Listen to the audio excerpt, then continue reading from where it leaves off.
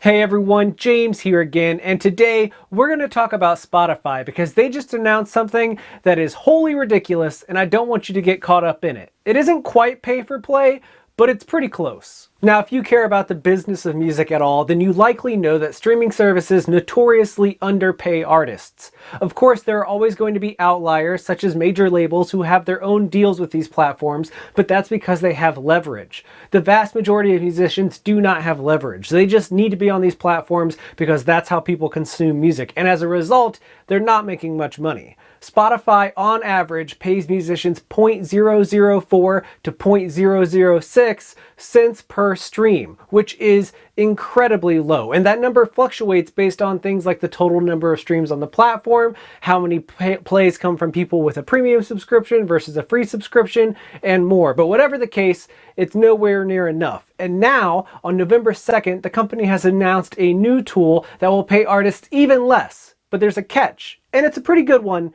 but don't let it fool you. So here's the deal. Here's Spotify's big new thing. Starting soon, record labels and independent artists can go into their account and mark certain tracks as being priority songs. Now, these are tracks that you're trying to push for more attention. Probably the most marketable song in your catalog, if not the most popular, then at least the latest.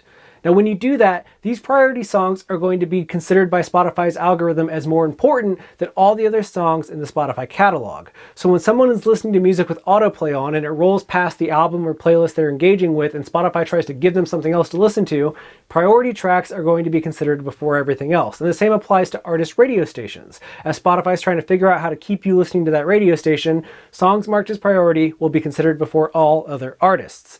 Now that seems really cool on the surface, because after all, who doesn't want to be discovered by the Spotify algorithm? Spotify has 144 million paid monthly users and millions upon millions of free tier users, all of whom rely on that algorithm for so much of their music discovery. And if you can somehow game that system, it could return a massive new audience. But do not be fooled into thinking that Spotify is doing this out of the goodness of their heart, or because they realize that there is a pandemic afoot and artists everywhere need more fans and more streams to make more money, because this is not why they're doing it. In exchange for boosting you up the algorithm, however many rungs on the ladder that may be, Spotify is asking that they can pay you, the musician, even less money.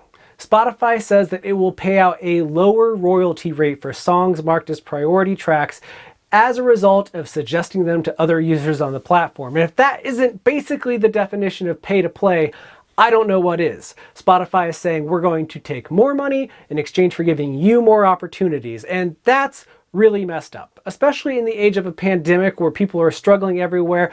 But in general, Spotify should be paying artists more money, and this is a way for them to do the opposite of that.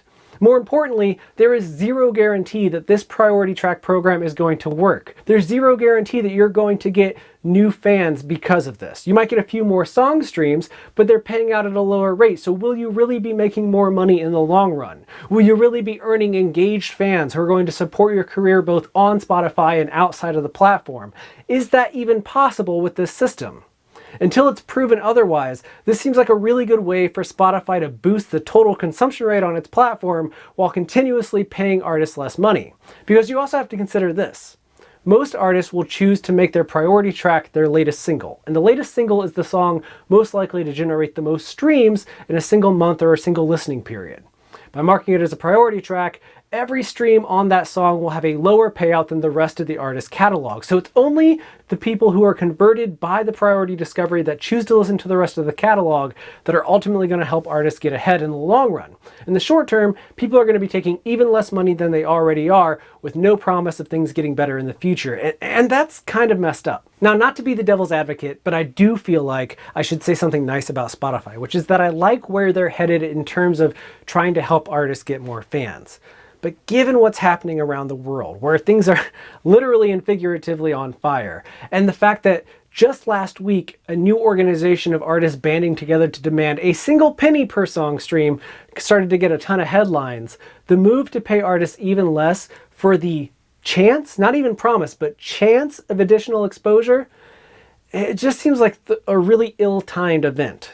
And I think that the company can recover from this once they have some case studies that show that there are artists who use priority tracks to boost their career in a big way. But right now, artists are far better off trying to build a TikTok following and hoping that their song goes viral on that platform and that translates to Spotify streams, because that's going to pay you a lot more money than this priority track program, and you'll probably get in front of a lot more people. You're guaranteed to in a lot of cases. So I just don't see that this works out for most artists in the long run. I could be wrong, and I absolutely hope that I am.